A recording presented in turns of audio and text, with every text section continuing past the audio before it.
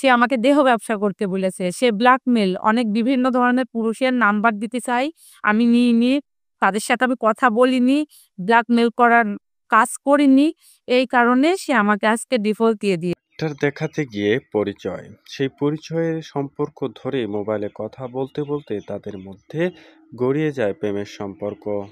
কথা বলে ফোনে। কথা বলার পরে ও আমার বাসায় যাওয়ার পরে আমার সাথে শারীরিক সমস্যা সবকিছুই কথা বলার পাশাপাশি রায়হান তার বাসায় নিয়মিত যেত। এরপরেই ঘটে যায় বিপত্তিকর ঘটনা। পরবর্তীতে তারা মেটাতে থাকে শারীরিক চাহিদা। সাথে যখন ওর সম্পর্ক হয়, হওয়ার পরে ও আমার বাসাতে যায় প্রথমে। যাওয়ার পরে ও আমাকে ইউজ করেছে, আমার ধর্ষণ করেছে, অনেকবার ধর্ষণ করেছে, প্রতিদিন আমাকে ধর্ষণ করেছে। দুপুর নেই, রাত নেই, এর সাক্ষীও আছে। আমি যে বাসায় ভাড়ায় থাকতাম, রাত দিন 24 ঘন্টা। এটা যে কন্টাক্ট দিয়ে করছে আমি নিজেও জানি না। আমি একটা অশিক্ষিত মেয়ে, ও যে কন্টাক্ট দিয়ে করছে আমি নিজেও জানি না। এক পর্যায়ে পরক্রিয়া প্রেমিক রায়হানের পিছু টান। এই নারীর সাথে আর সংসার করবেন না বলে ছাপ জানিয়ে দেন তিনি।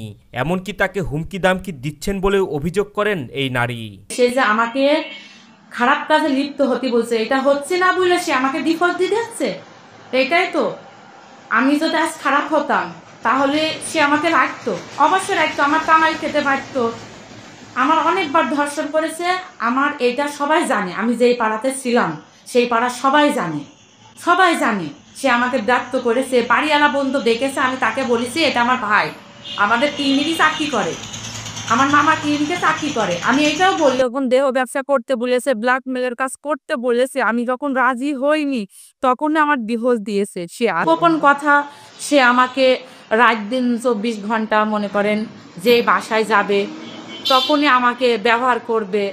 তারপরে আমাকে অনেকবারই বলছে কি বিভিন্ন বড়লোক ছেলেদের দেখে চাকরি বাকরি করে তাদের নাম্বার দেব, তুমি সেই নাম্বারে কথা বলবা, কথা বলার পরে তাকে বাড়ির ডাকবা, ডাইকে ব্ল্যাকমেল করে টাকা নেবে। মানে ওর উদ্দেশ্য ছিল কি, ও টাকা নিয়ে 2-5 লাখ টাকা ও ব্যবসার জন্য কথা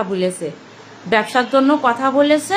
ও হলো ক্লিনিক ভাড়া নেবে, হয়তোবা ক্লিনিক ভাড়া নেবে, ওর স্বপ্ন এটা, হয়তোবা ক্লিনিক ভাড়া নেবে, নয়তো ল্যাব নেবে, নিয়ে ইনকামটা বেশি হবে।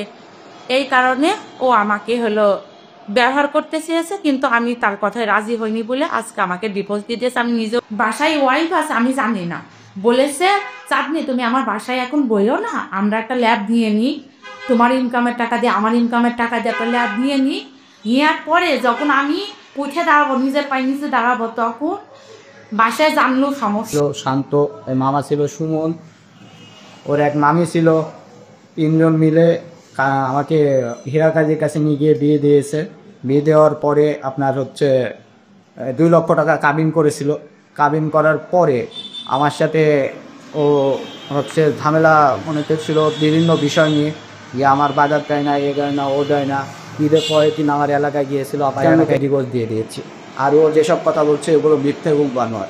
উনি দাবি করছে যে এটা কন্ট্যাক্ট ম্যারেজ। না, আমি ওর সাথে কোনো কন্ট্যাক্ট ম্যারেজ করিনি। কারণ যদি কন্ট্যাক্ট ম্যারেজ করতাম তাহলে আমি তো সরাসরি হীরা কাজীর কাছে যাইতাম না, প্রত্যেকে গিয়ে কন্ট্যাক্ট ম্যারেজ করতাম। দর্শক, জানতে চাই আপনার মতামত। এমন ঘটনা এর আগে কখনো শুনেছেন কিনা তা অবশ্যই কমেন্টে জানিয়ে দেবেন। এমন ঘটনা ঘটে চলেছে রহরহ, শহর প্রান্তেই ঘটছে যেন বেশি। তবে এই ঘটনার সামাল দিতে অনেকেই চেষ্টা করছে যে এরকম ঘটনা যাতে আর কারোর সাথে না ঘটে, সেটা সবারই উচিত এটা দেখা। আপনার কি মতামত তা অবশ্যই কমেন্ট করে জানিয়ে দেবেন। অ্যান্ড যারা এ পর্যন্ত আমাদের এই চ্যানেলটি সাবস্ক্রাইব করেননি, অতি শীঘ্রই আমাদের এই ছোট্ট চ্যানেলটি সাবস্ক্রাইব করে আমাদের সাথেই থাকবেন, যাতে পরবর্তী এরকম ভিডিও সবার আগে আপনারা পেয়ে যেতে পারেন।